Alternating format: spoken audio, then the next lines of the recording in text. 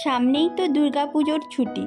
পুজোর ছুটিতে বা উইকেন্ডের 2-1 দিন ছুটি কাটানোর জন্য কাছাকাছি কোনো জায়গা খুঁজছো?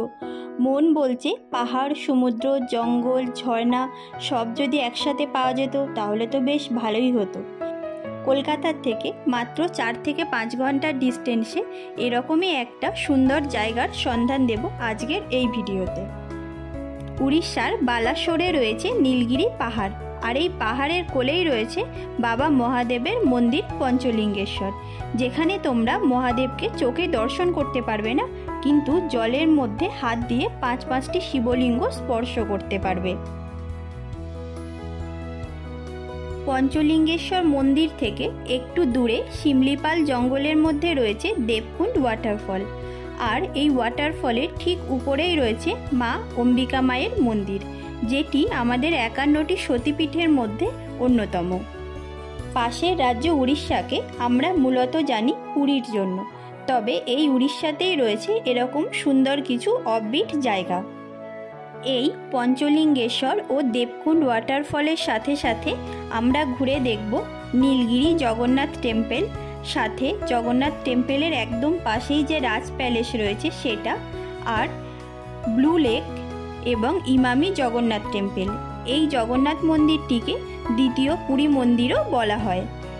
অপূর্ব সুন্দর কারুকার্যে তৈরি করা হয়েছে এই মন্দিরটি। আর সাথে থাকছে চাঁদিপুরের ভ্যানিসিং সি বিচ।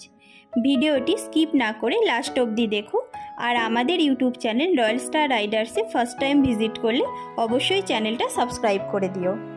প্রথমেই বলি তোমরা পঞ্চলিঙ্গেশ্বর আসবে কিভাবে। হাওড়া স্টেশন থেকে বেশ কিছু এক্সপ্রেস যেমন বন্দে ভারত, ফলকনামা আসে বালাসোর স্টেশনে। তোমাদের সুবিধার্থে আমি ট্রেনের নাম আর টাইমটা ডিসপ্লেতে দিয়ে দিলাম। বালাসোর স্টেশনে নেমে 1 নম্বর প্ল্যাটফর্ম থেকে বাইরে বেরিয়ে তোমরা অটো বা গাড়ি রিজার্ভ করে চলে এসো পঞ্চলিঙ্গেশ্বর। ডিস্টেন্স হচ্ছে 30 কিলোমিটার মতো, টাইম লাগে 1 ঘন্টা। এছাড়া তোমরা চাইলে আমাদের মতো সেলফ কারেও যেতে পারো। কলকাতা থেকে ডিস্টেন্স কম বেশি 300 কিলোমিটার মতো, আমাদের টাইম লেগেছিল 6 ঘন্টা। এবার বলি তোমরা পঞ্চলিঙ্গেশ্বর এসে থাকবে কোথায়। এখানে বেশ কিছু হোটেল ও রিসর্ট আছে। যদি তোমরা ওয়ার্কডেজে আসো তাহলে তোমরা এসে হোটেল বুক করতে পারো, কিন্তু উইকেন্ড বা কোনো জেনারেল হলিডেতে আসলে অবশ্যই আগের থেকে হোটেল বুক করেই আসবে। এটি ছিল আমাদের এইবারের হোটেল গৌরী শক্তি। ভীষণ সুন্দর, নিট অ্যান্ড ক্লিন, আর পেছনের দিকে একটা ছোট গার্ডেনের সাথে কার পার্কিংয়ের জন্যও অনেক বড় স্পেস রয়েছে। তোমাদের ছোট করে শর্টে একটু রুম ট্যুরটা দিয়ে দিই। রুমে ঢুকে প্রথমেই রয়েছে বাথরুম, বেশ বড়, নিট অ্যান্ড ক্লিন, আর তারপরে রয়েছে সিটিং এরিয়া, যেখানে একটা সোফা কাম বেডের সাথে 2টো সোফা রয়েছে, আর তারও ভিতরে রয়েছে আমাদের এক বেডরুম, যেখানে রয়েছে একটা কিং সাইজের বেড, যেখানে ইজিলি তোমরা 3 জন থেকে যেতে পারবে। বেডরুম ক্রস করে সামনে রয়েছে ব্যালকনি, যেখান থেকে নীলগিরি পাহাড়ের একটা সুন্দর ভিউ পাওয়া যাচ্ছে। ফ্রেন্ডস, আমরা এখন আছি পঞ্চলিঙ্গেশ্বর। এখন বাজে 7টা, আর আমরা পুজো দিতে যাবো, বাবার দর্শন করতে যাবো পঞ্চলিঙ্গেশ্বর। চলুন বাবার দর্শন করে। পঞ্চলিঙ্গেশ্বর জায়গাটি নীলগিরি পাহাড়ের মধ্যে, যেদিকেই তাকাবে প্রাকৃতিক সৌন্দর্য জাস্ট অপরূপ সুন্দর। এই প্রাকৃতিক সৌন্দর্য দেখলে চোখ ও মন দুটোই শান্ত হয়ে যায়। মনে হয় কোনো একটা আঁকা ছবির মধ্য দিয়ে আমরা হেঁটে চলেছি। ভীষণ সুন্দর এখানকার প্রাকৃতিক সৌন্দর্য। আমাদের হোটেল থেকে এই মন্দিরের ডিস্টেন্স রয়েছে 500 মিটার। চারিদিকে জঙ্গল আর পাহাড়ের মধ্য দিয়ে আমাদের ট্রেক করে একটু উপরের দিকে উঠতে হবে।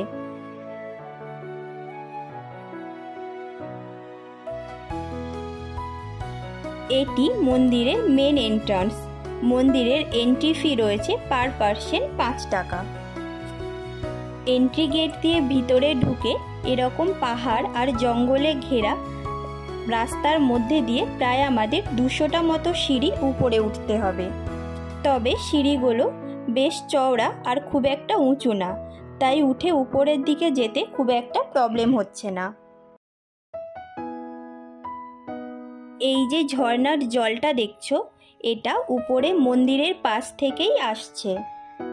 চারিদিকে গাছপালা আর তার মধ্য দিয়ে এই পাহাড়ের নদী বয়ে চলার শব্দ এই স্থানের সৌন্দর্য আরও অনেকটা বাড়িয়ে তুলেছে।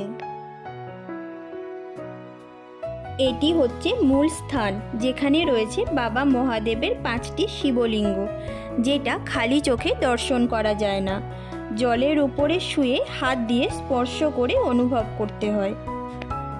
আর এটাই এই পঞ্চলিঙ্গেশ্বর মন্দিরকে অন্যান্য বাবা মহাদেবের মন্দিরের থেকে একটু আলাদা করেছে। এই মন্দিরে ধূপ মোমবাতি জ্বালিয়ে পুরোহিত দিয়ে নামগোত্র বলে পুজো দেওয়ারও ব্যবস্থা রয়েছে। আমরা গিয়েছিলাম একটা জেনারেল হলিডেতে, তাই মন্দির প্রাঙ্গণ ভীষণ ক্রাউডেড ছিল। মন্দিরে পুজো দেওয়ার পুজোর সামগ্রী তোমরা পাবে মেন এন্ট্রি গেটের ঠিক বাইরে। এখানে পুজোর ডালার দাম শুরু হচ্ছে মাত্র 30 টাকা থেকে। এই মন্দিরটি প্রত্যেক দিন সকাল 6টা থেকে বিকেল 5টা পর্যন্ত খোলা থাকে। মন্দিরের বাইরে এখানে লোকাল মানুষের হাতে তৈরি কিছু পাথরের জিনিস বিক্রি হচ্ছে। আমার তো ব্যাপারটা ভীষণ ইউনিক লেগেছে। তোমরা যদি এখানে আসো অবশ্যই একবার এটা ঘুরে দেখো। মন্দির থেকে হোটেলে এসে ফ্রেশ হয়ে ব্রেকফাস্ট করে এবার বেরাবো লোকাল সাইট সিন করতে। মর্নিং বন্ধুরা, এখন বাজে 10টা, আমাদের ব্রেকফাস্ট কমপ্লিট হয়ে গেছে। আর সকাল সকাল আমরা পঞ্চলিঙ্গেশ্বর মন্দিরে পুজো কমপ্লিট হয়ে গেছে। আপনারা টোটাল ভিডিওতে ডিটেলসে দেখতে পারবেন যে পুজো আমরা কিভাবে দিয়েছি। পুজো দিয়ে এসে হোটেলে আমরা ব্রেকফাস্ট করে এখন 10টার সময় আমরা বেরোচ্ছি পুরো বালেশ্বর চাঁদিপুর সাইট সিন করতে। আমরা এখন যাব হচ্ছে ফার্স্ট রাজবাটি নীলগিরি, তারপর যাব হচ্ছে চান্দি মন্দির, তারপর যাব হচ্ছে দেবকুণ্ড, ব্লু লেক, দেন ইমামি জগন্নাথ টেম্পল 3:30টার সময় ঢুকবো, ওটা 3:30টার সময় করে, তারপর ক্ষীরচারা গোপীনাথ, তারপর আমরা চাঁদিপুর সি বিচে যাব। তো চলুন আমাদের সাথে ট্রিপটাকে এনজয় করুন, লেটস গো। পঞ্চলিঙ্গেশ্বরের প্রাকৃতিক সৌন্দর্য জাস্ট অবর্ণনীয়। চারিদিকে ছোট বড় অনেক পাহাড়ের মধ্যে দিয়ে আর ধান ক্ষেতের মধ্য দিয়ে আমরা এগিয়ে চলেছি সামনের দিকে। তোমরা যদি এই সবকটা ভিজিটিং প্লেস একটা ছোট গাড়ি ভাড়া করে ঘোরো, সেক্ষেত্রে তোমাদের ভাড়া পড়বে 2,500 থেকে 3,000 টাকা। আর বড় গাড়ির ক্ষেত্রে এই ভাড়াটা হয়ে যাবে 3,500 থেকে 4,000 মতো। আমরা এসে গেছি আমাদের আজকের ফার্স্ট ডেস্টিনেশন নীলগিরি জগন্নাথ মন্দিরে। মন্দিরটি বাইরের থেকে ও ভিতরের থেকে ভীষণ সুন্দর, তবে মন্দিরের ভিতরে ফটো ও ভিডিওগ্রাফি অ্যালাউ নেই, তাই আমি তোমাদের সাথে ভিতরটা দেখাতে পারলাম না।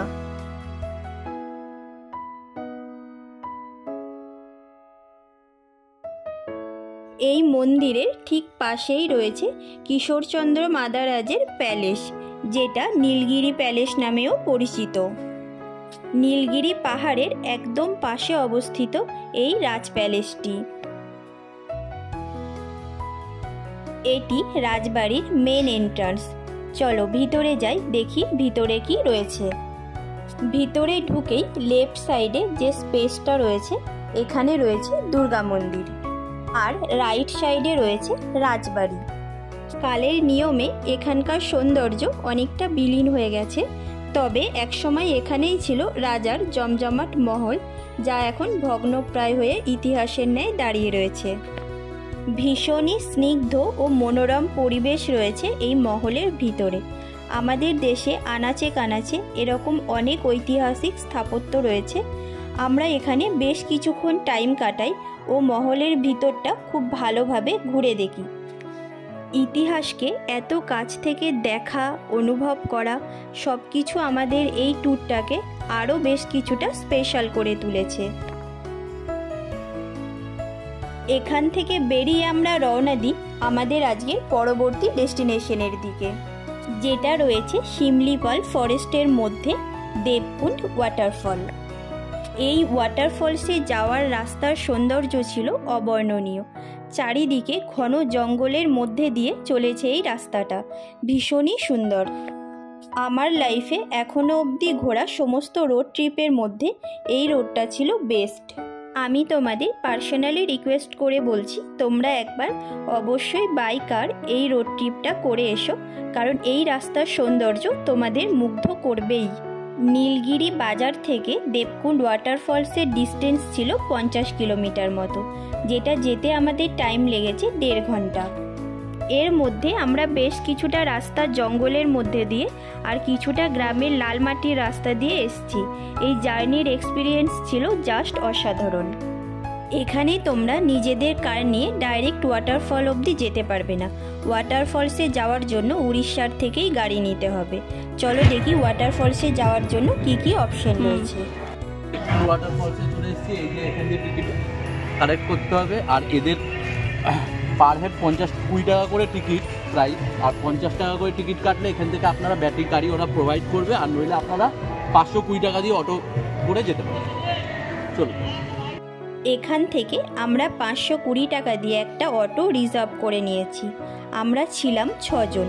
চলো এবার আমরা ওয়াটারফলসের দিকে যাই। সামনে এটা রয়েছে ওয়াটারফলের মেন এন্ট্রান্স, আর এই গেট দিয়ে ভিতরে ঢুকলেই ফোনে কোনো রকম আর নেটওয়ার্ক কানেকশন থাকে না। আর একটা কথা বলে দিই, যদি তোমরা 1 জন বা 2 জন আসো সেক্ষেত্রে তোমরা এখানে বাইকও রেন্টে নিতে পারো। বাইকের রেন্ট নেয় 300 টাকা করে। চারিদিকে জঙ্গলের মধ্যে লাল মাটির রাস্তা দিয়ে আমরা এগিয়ে চলেছি। এই জার্নিটা ছিল অনবদ্য। স্মৃতির পাতায় এই এক্সপিরিয়েন্সটা লেখা থাকবে। গাড়ির থেকে নেমে একটু সামনের দিকে হেঁটে এগিয়ে যেতে হবে। চারিদিকে জঙ্গল আর উঁচু উঁচু পাহাড়, আর তার মধ্য দিয়ে বয়ে চলেছে দেও নদী, একদম পরিষ্কার জলের পাহাড়ি নদী। এই নদীর জলটা আসছে দেবকুণ্ড ওয়াটারফলস থেকে।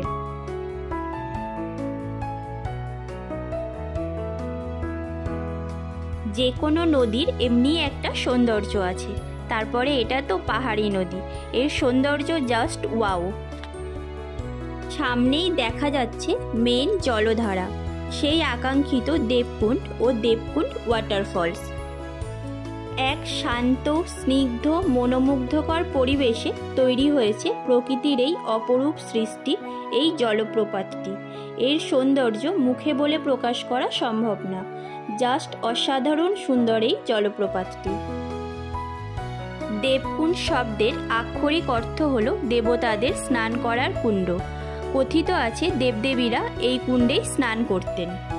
দেবকুণ্ড যে শুধু একটা ধর্মীয় স্থান তাই নয়, এর সাথে এখানকার প্রাকৃতিক শোভা তোমাদের মনকে স্পর্শ করবেই। প্রকৃতির মধ্যে যে আরও কত সৌন্দর্য লুকিয়ে আছে সেটা হয়তো এখনও আমাদের অজানা। বলতে পারো এটা প্রকৃতির একটা অপরূপ সৃষ্টি। এই দেবকুণ্ডের জল খুবই পরিষ্কার ও স্বচ্ছ, সাথে খুব ঠান্ডা। ওয়াটারফলসের পাশ দিয়ে একটা সিঁড়ি উপরের দিকে উঠে গেছে। কিছুটা সিঁড়ি, কিছুটা পাহাড়ের ভাঙাচোরা রাস্তা দিয়ে 20 থেকে 25 মিনিট মতো উপরে উঠলেই রয়েছে মা অম্বিকা দেবীর মন্দির। এই মন্দিরটাই আমরা নিচের থেকে ওয়াটারফলসের উপরে দেখতে পাচ্ছিলাম। অম্বিকা দেবী হলেন দেবী দুর্গারই আরও একটা রূপ।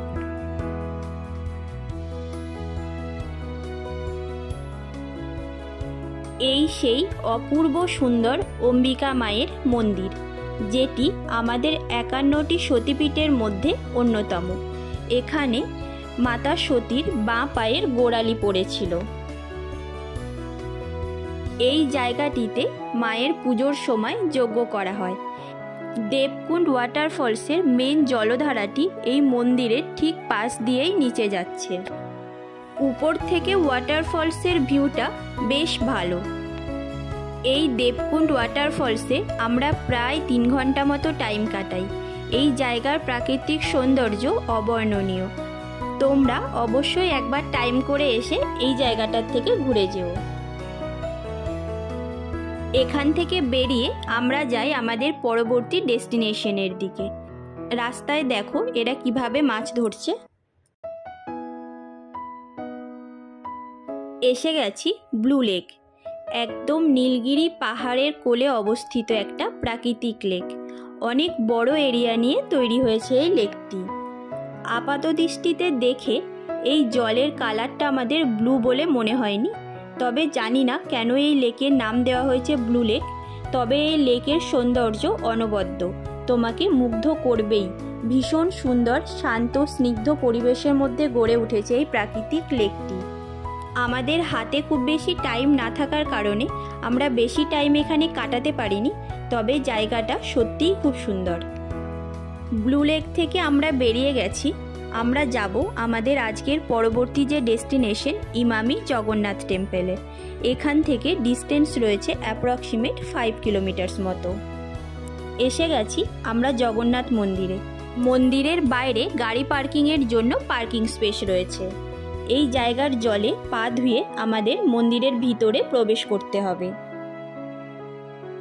এই মন্দিরটি দর্শনের টাইম ও আরতির টাইম এই ওয়ালে লেখা আছে, তোমরা চাইলে ভিডিওটা পজ করে দেখে নিও। এই সুবিশাল মন্দিরটি তৈরি করেছে ইমামি কোম্পানি, যে কোম্পানির তেল আমরা ডেইলি লাইফে ঘরে ইউজ করি। আমরা ভীষণ লাকি যে আমরা যে সময় এসেছিলাম সেই সময় সন্ধ্যা আরতি হচ্ছিল। আমরা আরতি দেখে প্রভুর দর্শন করি ও মন্দির চত্বরটাও ঘুরে দেখি। কোণারকের সূর্য মন্দিরের মতো এই মন্দিরের ওয়ালেও বিভিন্ন পৌরাণিক ঘটনা চিত্রায়ন করা রয়েছে। মূল মন্দির ছাড়াও এই মন্দির প্রাঙ্গণে আরও 4টি দেবদেবীর মন্দির রয়েছে। বিস্ময়কর কারুকার্য ও অপূর্ব হাতের কাজে তৈরি এই মন্দিরটি অনেকটা রথের ন্যায় দেখতে, যার এক এক সাইডে 8টা করে টোটাল 16টা চাকা রয়েছে। এই মন্দিরটি এতটাই বড় যে এটাকে পুরীর জগন্নাথ মন্দিরের সাথে তুলনা করে দ্বিতীয় পুরীর মন্দিরও বলা হয়। এই মন্দিরেও বেশ কিছুক্ষণ টাইম কাটিয়ে তারপর আমরা বেরাই চাঁদিপুর সি বিচের উদ্দেশ্যে। এখান থেকে চাঁদিপুর সি বিচের ডিস্টেন্স ছিল 25 কিলোমিটার আর টাইম লেগেছিল অ্যাপ্রক্সিমেট 1 ঘন্টা মতো। উড়িষ্যার স্টেট হাইওয়ে ও ন্যাশনাল হাইওয়ে দুটো রাস্তাই ছিল ভীষণ স্মুথ। চাঁদিপুরে আমরা ছিলাম উড়িষ্যা গভর্নমেন্টের পান্থনিবাসে, যেটা রয়েছে চাঁদিপুর সি বিচের একদম কাছে। চাঁদিপুরে আরও বেশ কিছু হোটেল ও রিসর্ট রয়েছে, তবে এই পান্থনিবাসটা যেহেতু বিচের একদম কাছে তাই তোমরা আগের থেকে বুক করে এই পান্থনিবাসেই থাকার চেষ্টা করো। চাঁদিপুরের সি বিচকে ভ্যানিশিং সি বিচ বলা হয়। দিনের পার্টিকুলার কিছু টাইমে সমুদ্রের জল এই বিচে আসে আর বাকি টাইমে সমুদ্রের জল থাকে অনেক দূরে। এটা এই সমুদ্রের বিশেষত্ব। চাঁদিপুরের ভিডিও আসছে আমাদেরই এই চ্যানেল রয়্যাল স্টার রাইডার্সে। ভিডিওটি ভালো লাগলে লাইক কমেন্ট করো আর আমাদের channel the royal star riders subscribe করতে কিন্তু ভুলো না। Thank you for watching.